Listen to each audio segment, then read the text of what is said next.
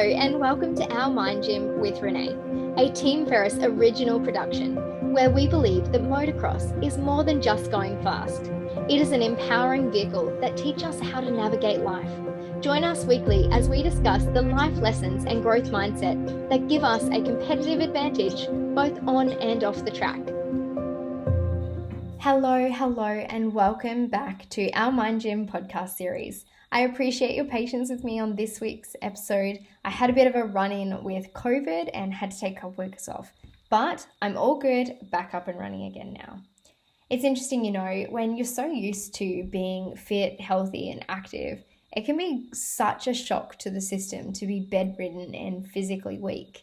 I think it hits you extra hard because of the vast contrast to what you're used to.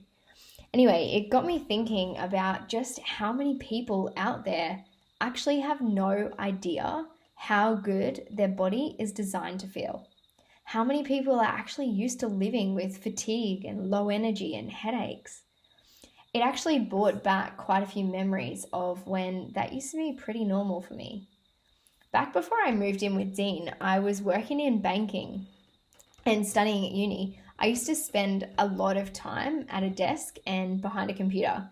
And when I wasn't working or studying, I was so exhausted that I often just slouched up on the couch watching TV and, I ate pretty average.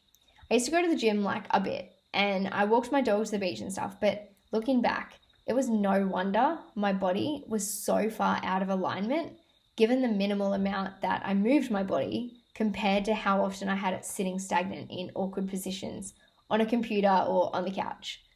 It wasn't that long after moving in with Dean actually back in 2016 that I realized my body was in far worse condition than his. It's funny, you think that a motocross rider with the amount of injuries that he's had over the years would be more banged up than an office worker. But that actually wasn't the case. I remember vividly the first time he introduced me to his amazing osteopath, Adam, who I highly recommend, by the way, Integrated Sports and Spinal on the Gold Coast. And we were running through my symptoms. And I was explaining it as if that's just how my body is.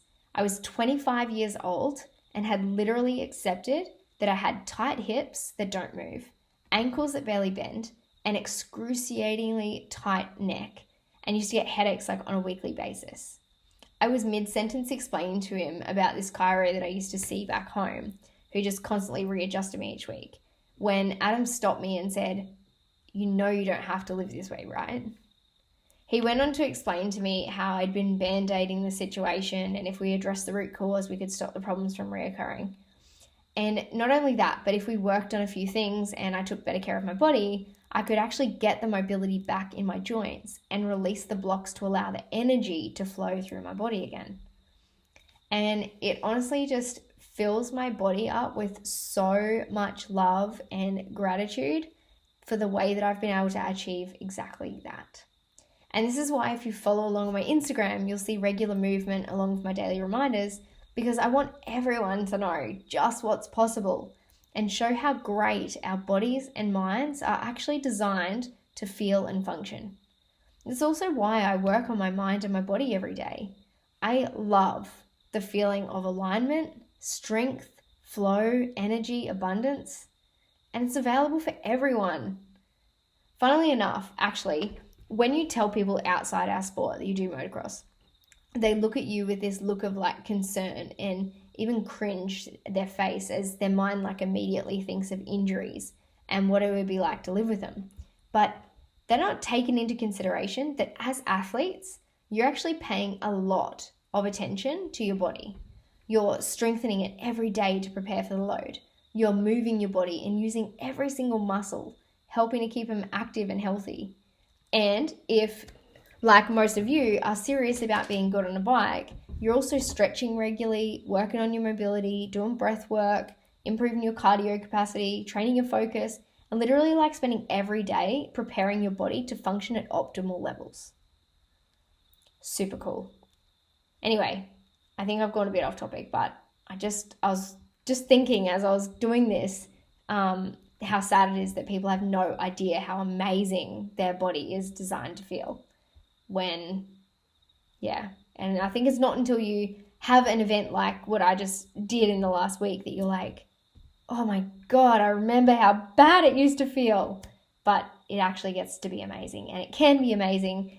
And obviously most people that are listening to this are either athletes or families of athletes. So you know what I'm talking about. You know how great your body's designed to feel. And if you are listening to this and you're not an athlete, or you don't maybe prioritize or take care of your body, please use this as a reminder to do so. Use this as a reminder to go, like, no matter what, it's worth it, because you bounce back quicker. And yeah, you just, how, like, on a day-to-day basis, like, I'm sitting here just, even as I'm speaking, just thinking about how grateful I am every single day for how amazing my body feels on a day-to-day basis, compared to when you do have something like that, or just in general when you're out of shape and not taking care of your body. Anyway, okay, I've gone way off topic here. That actually isn't at all what I want today's podcast episode to be on. So I'm going to move on. I was originally going to, with this podcast this week, I wanted to talk about some of the deep, like, thoughts and observations that I took away from this period of forced rest and recovery. You see, we've got this belief system in our household that nothing ever happens to us. Everything happens for us. And at some subconscious level, we request all our challenges as specific building blocks to get us, like, closer to our deepest desires. A saying that we use, and you may or may not like to adopt it for yourself, is, every conscious decision made for me was a subconscious decision made by me. And this helps us to take full responsibility for everything that happens in our lives, good and bad. You know, it turns our frustration into fascination and curiosity, and immediately, we train our brains to just start looking for, how is this event serving us? So instead of just accepting the situation and being like, oh, well, this is shit, but I've got to accept it because it's here, we accept it as if we chose it. And honestly, ever since we've adopted this approach, we've started seeing opportunities immediately instead of waiting for hindsight like most people. So anyway, since I was unexpectedly struck down and completely bedridden with COVID, when Dean was with me the whole time and barely got a tickle in his throat, obviously I asked myself, why? Why did my body choose to respond this way? What subconscious reason did I have to be in bed and to take a week off? And I'm not sure if you're familiar with the term, like, lucid dreaming, but basically it's a process where you ask yourself a very specific question and then sleep on it. And basically you reveal clues and answers in your sleep.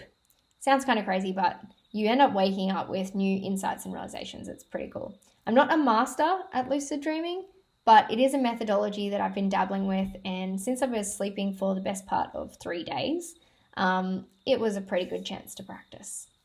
So by the time I woke up, it was so obvious that my body was using COVID as a chance to force me to slow down and reset, to reflect on where my focus had been and bring me back into alignment with my deeper why. I'd actually gone a bit off track and I hadn't even realized. And it wasn't until I went through these last few days that I realized over the past few weeks, I'd actually fallen back into some old habits, and I'd got really caught up in the fantasy of achieving one of my new stretch goals that I began to lose myself in it. And that is what I wanted to jump on here and share with you all today. So here we are, 9 minutes in, and I'm finally getting to the point.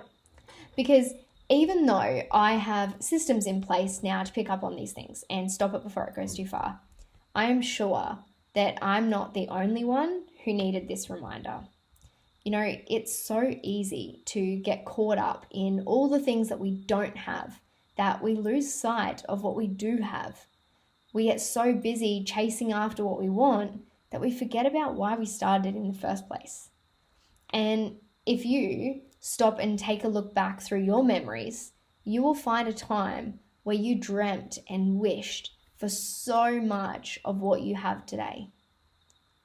there are things that you are super competent at now that you were once a struggling beginner, wondering if you'd ever even be able to do it. There are people in your life who love and adore you that not too long ago you hadn't even met yet. And there are things that you do and experience now on a regular basis that once upon a time you probably begged to be able to do. But now they're a part of your day-to-day life. They have become your norm. And what you'll find is that your standards have raised, the goalposts have moved, and as a result, your desire for them has actually faded. You've moved on to like the next big thing. You tick that box, so now you look to fulfill the next void in your life. I know this because I do it too. It's human nature. You see, absence and presence have a very primal effect on us. Too much presence of anything suffocates us, and a certain degree of absence spikes our interest. So this is the problem when we're not mindful. As soon as we reach our goal or we fill a void in our life, our mind searches for the next void to fill. And unless we're consciously practicing gratitude and bringing our mind back into the present moment to appreciate what we have, we can get so fixated on what we don't have that we constantly feel unsatisfied, stuck in the hunt. And what's worse is that because our mind moves on to the next task or the next level, we get sucked into the work and become so busy that time just literally passes us by and we miss out on actually experiencing the life that we created. I know this feeling well because in what feels like my past life, pre-Dean, I used to experience this so often. I never really felt happy with what I had. I was constantly chasing something more, getting so caught up in my head trying to prove myself and hit some milestone that I missed the present moment, and unfortunately, or fortunately, whichever way you want to look at it, sometimes I do fall back into these old bad habits. And the realization was that I had, just in the past couple of weeks, I'd fallen back into that. And, now as a parent, I feel like being present and here now in this moment has actually never been more important. Because as you know, kids grow up so fast, and if we're constantly wishing away for the future, we're going to wake up one day and our kids will be off doing their own thing. And here I'll be back in my head, wishing it was the past, wishing it was like today, where my kids are running around my feet and begging for my cuddles and constantly yelling my name and wanting to show me every single thing they do and learn. It's really sad actually. We've had quite a few moto dads tell us stories about how their son's a teenager now and they feel like they're only just getting to know them because they spent the last decade working daylight to dark that they miss so much. And also from a rider's perspective, I've spoken to quite a few pros towards their retirement who have said that their constant push to be better cost them the first part of their career or the best part of their career because they forgot to enjoy it, to savor the moment of living their dream. Just like so many of us are missing time with our families and with our children because we're off doing something or off trying to work towards something that we haven't worked out how to integrate that, how to make parenting and family and social and our life part of it. We grew up in this industrial era where it's like you go to work, you go and do this, and you're away and then you have your 4 weeks. It's like, why is that? Why is it even like that? Why aren't more people actually doing what they love and getting paid for it? Like, why are work and what we love separate? Because I know I'm off on a little bit of a tangent here, but I feel like if we all spent more time doing the things that we loved and creatively getting paid for that, we would do a better job anyway, because naturally we're better at what we love to do. We learn more, we are more focused. Anyway, I've definitely gone off on a tangent here. The point of what I was trying to say is just the importance of being present. So whilst being driven, ambitious, and taking consistent action towards your goals are all traits I admire deeply and I promote regularly, I really need to remind myself constantly and share openly that it's just as necessary to embrace and experience the present moment, then act in it consciously and with awareness. Otherwise, our life will pass us by without us ever really living it, and our attention and focus is we're not going to provide as much quality in the now if we're off somewhere off in our head anyway. So if you do catch yourself spending all day focused on the future and what it will be or could be, constantly saying things like, it'll be better when, and mentally escaping your present and dwelling in like an imaginary tomorrow or future, practice pulling yourself up. Practice stopping and using your breath to bring yourself back into the present moment before you end up going your whole day in a dreamlike state, being only half aware and conscious of the details going on in your day. You know, I was just chatting to somebody today about this. There is so much in our day-to-day life that we miss because we're so freaking busy. Just stop.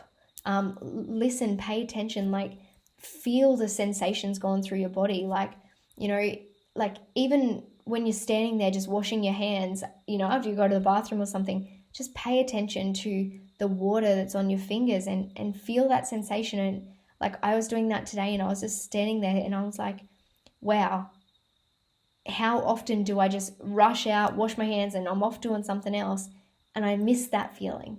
And I know that's like such a trivial thing, but we are doing this with our families, with our kids, with our loved ones, with people that we genuinely care about, with things that we love to do. And we're missing that opportunity because we're off in our head or we're thinking about something else or we're so focused on what we've got to do that we forget to be.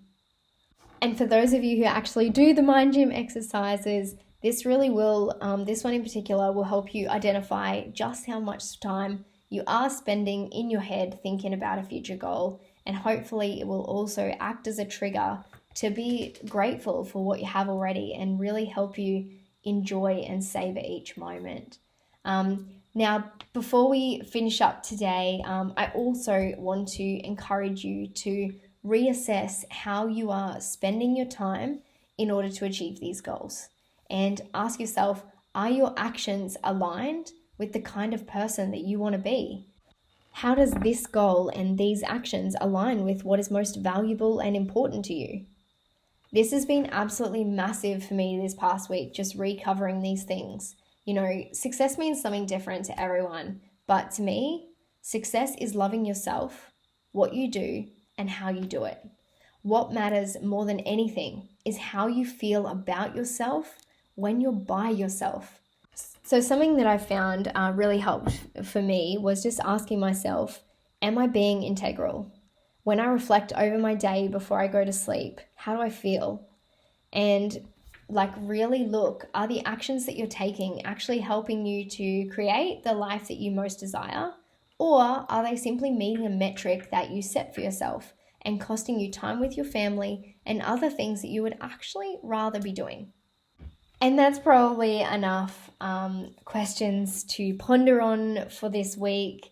And I know that this just got pretty deep, so I'm going to leave you with that. Like always, thank you so much for being here and joining me here on this journey. I am truly so grateful that you're able to use my stories and my lessons to empower your life.